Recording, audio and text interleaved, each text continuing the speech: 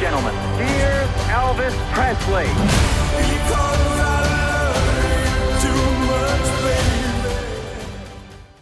Hello everyone and welcome back to another Backlog Banter movie review. My name is Tucker Hazel and this is my King of Rock and Roll, Tanner Dykstra, and today we're here to talk about Baz Luhrmann's new entry in the music biopic film canon, a genre that has been burgeoning over the last few years. But if you want to talk to us about Elvis or any of the other movies that we haven't been reviewing this summer, you should join our Discord. The link is in the top of the description. And while you're down there, you can also leave a comment. You can subscribe to the channel, you can like the channel, you can ring the bell to know exactly when our movie reviews go live. But Tanner, Elvis is out at a snappy 2 hours and 48 minutes. How did you feel about Elvis?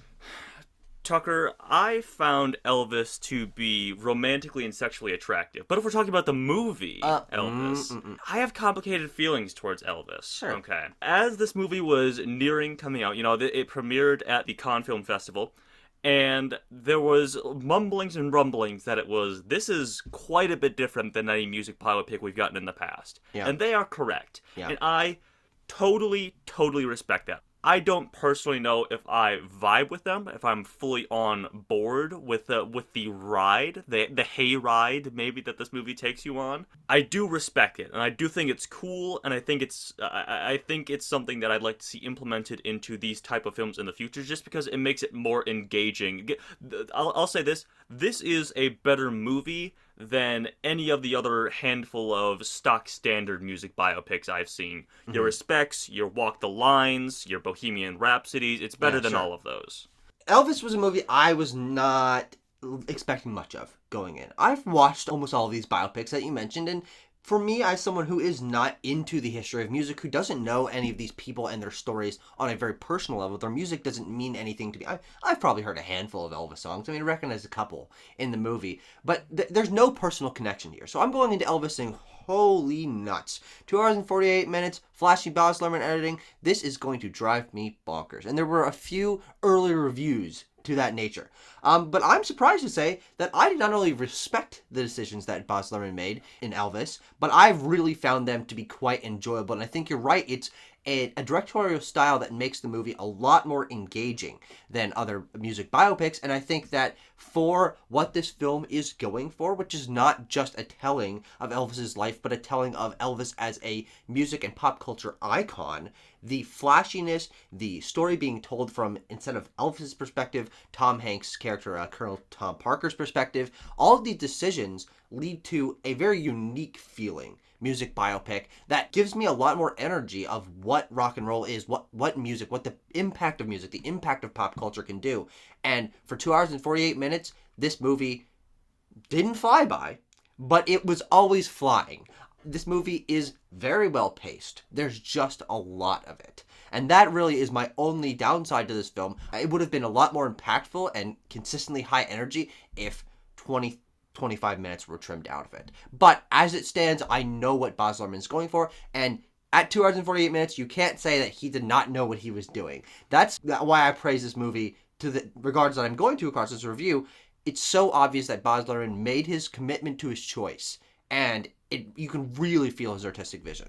Yeah, I totally agree. I don't think I would have anyone else but Baz Luhrmann do a movie like this, or, to be fair, any music biopic, just because I think his reverence and his sort of idealization of, the mythicality of all the people who these movies are made about just serve themselves to this.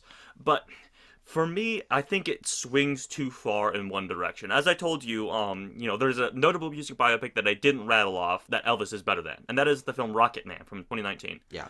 I think Rocketman is the happy medium here in, displaying the mythicality through the editing, through the direction, through interesting musical sequences, while also being a movie about this music icon as a person. It's a scattershot sort of deal. It drops you in, and the camera's flipping upside down, and we're going through like hallucinations of Tom Parker as an old man walking through a casino. The first hour of this movie feels like an extended montage where we Yeah. get one, maybe two scenes where we slow down for a little bit and give Austin Butler a scene to act as Elvis. Otherwise, we are flying across the United States. We are watching years and city names fly by, jumping from one Elvis track to the next. We are mixing in anachronistic music. It is that for an hour. Yeah. And I felt like I just wanted to settle into this movie a little bit earlier. Sure. I think it's an interesting balance. The movie, for me, I think would have worked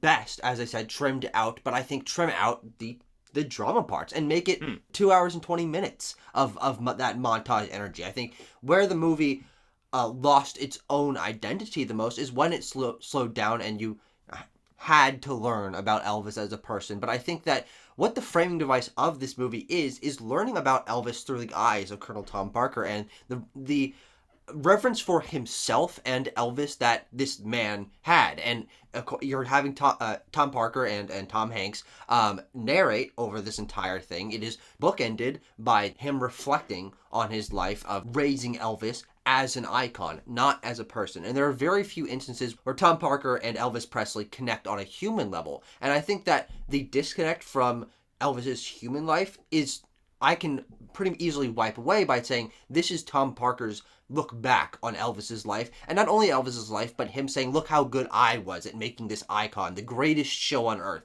And I think that that's what this movie was going for. And frankly, I think that's what it was sold as. I don't think it was sold as the personal drama of Elvis Presley. Sure. It is the iconography of Elvis Presley. It's the king of rock and roll, the greatest show on earth. It's the pomp and circumstance and the everyone swooning and falling to their knees as Elvis wiggles his little finger. And it's those moments and the editing and the music and everything overlapping, as I certainly want to get to when we talk about the editing, that I think this movie is at its strongest with its own identity. And therefore, because that's the most of the movie, that's why I loved it so much. I'm like, man, this feels so focused. I would disagree there, but because as you said, this movie was likely sold as montagey style of, taking you through the iconography of Elvis's life. But at the same time, this movie is very clearly was sold to a studio on the fact that, getting all this funding for the fact that we can maybe get an Oscar with this thing. The latter half of the movie is much more heavy with these scenes of Elvis talking to his family and his friends and his producers and stuff like that. I think the operative word you used, Tucker, that I sort of disagree with is focus, because if the movie was all about Elvis and Tom Parker, these two sort of forces that one is controlling the other, and the only scenes that we see are, scenes where they interact because this is told through Tom Parker's perspective. Sure. But we don't see that. We do see scenes No, between you're right. Elvis and Priscilla, who notably they do not really touch on, is a teenager when he meets her. Elvis is 10 years older. They pass over their whirlwind underage romance, They do. which is certainly a problem in terms of historical accuracy and conveying this problematic part of this important person's life, but also they're skipping around a lot in this movie. Though that one feels notable. It's like, hey they met, they fell in love, and boy, are they married now. And now they're married, and she's over 18, so it's all good and fine. But that's not to say that other music biopics don't skip over problematic points in other musicians' lives.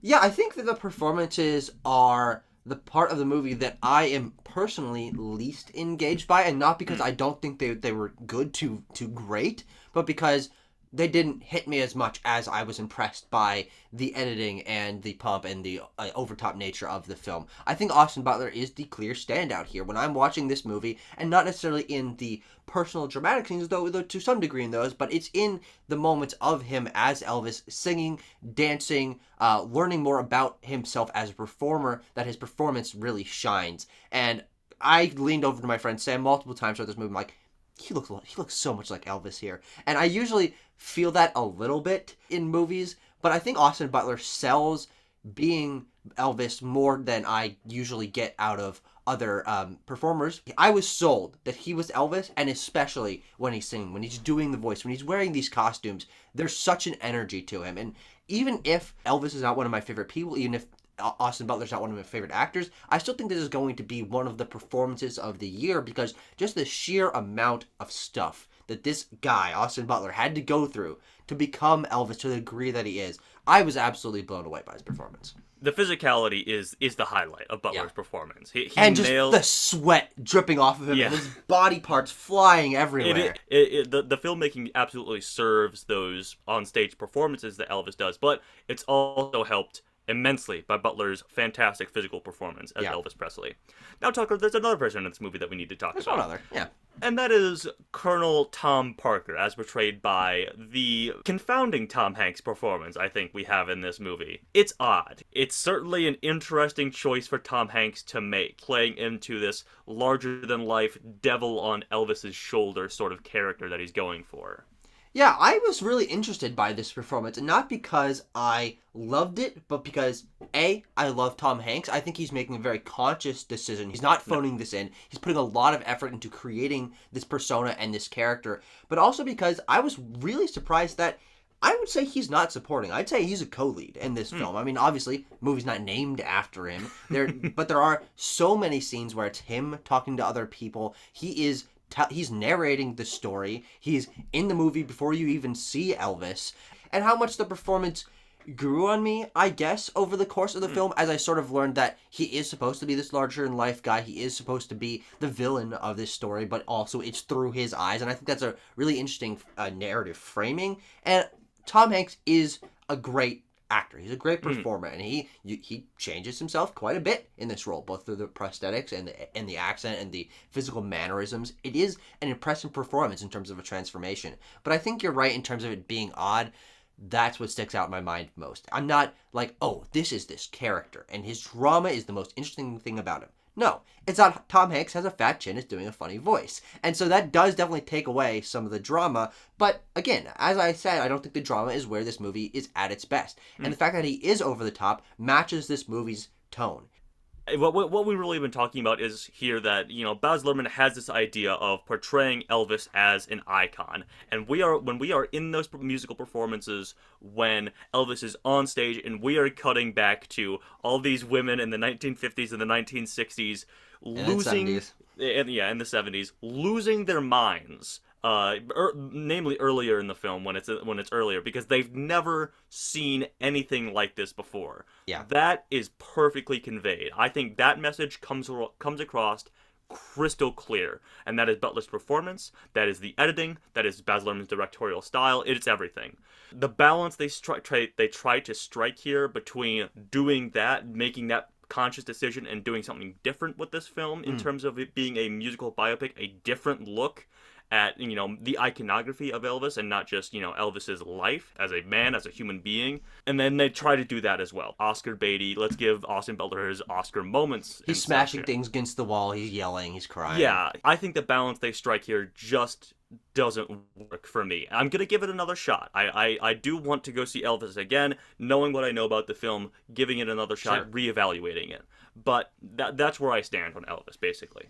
Yeah, so the editing, I think, is indicative of why this movie worked for me so much. Because, frankly, I wasn't expecting it. You see this trailer, you see the shot of Elvis waving his knees as the frame is pushing in and out alongside him, and they're doing all these transitions and all these cuts and stuff, and I'm thinking, this is trailer stuff. These are the few crazy shots of the film, and they cherry-picked them for the trailer to make it flashy.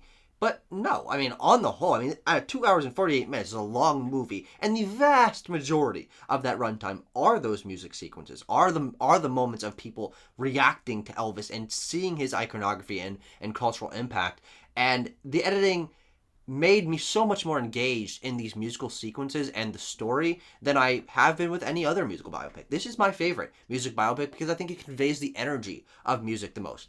As someone who is not into music and doesn't bring in, oh, I can't wait to see them do this song in this movie, I've never been like, oh boy, here's the moment where he's on stage. I've always like, yeah, all right, check in. You got to do this. It's a music biopic. But for this movie, it feels like that's where the energy was focused, and I think that was very important. I was ready to see where they went next with that whatever musical number they took, because I always felt like it was very unique visually. There's a lot of multiple editing techniques going on at once. One moment stands out in my mind where Elvis is on stage and the camera zooms out and he's inside a roulette wheel that Tom Parker is spinning, and then that transitions into the roulette wheel being inside of the rim wheel of a car, and then that zooms out and there's a map going on and city names are flashing by and music is overlapping in the background, and it's so overwhelming, but to me it conveys the energy of why other people love music, why I'm not standing in a mosh pit getting excited by the crowd. I can understand if this is the energy that I'm feeling out of this film. I can understand why people love music, love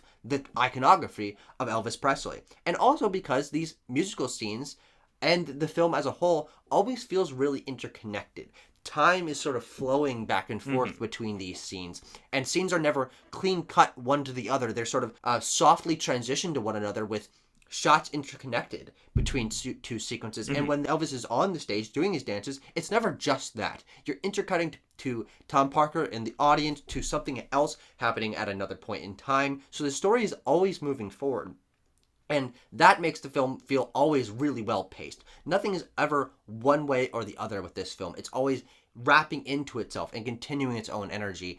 And that's why I never felt bored. In 2 hours and 48 minutes of Elvis, I think I love that length.